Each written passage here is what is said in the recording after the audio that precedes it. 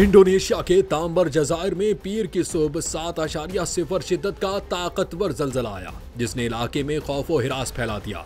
जलजले का मरकज समंदर में था और गहराई से मुतालिक 2 अलग इदारों ने मुख्तलिफ मालूमात फराहम की।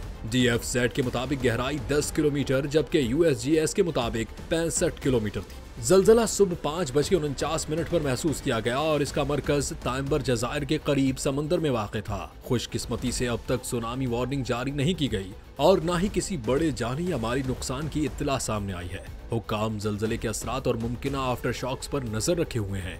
ये खित्ता चूंकि जलजलियाती लिहाज से हसास है, इसलिए अवाम को मोहतात रहने की हिदायत की गई है। जलजले के बाद मकामी और बैनुल-अक़वामी इदारे तहकीकात जारी रखे हुए हैं ताकि नुकसानात का दुरुस्त अंदाजा लगाया जा सके।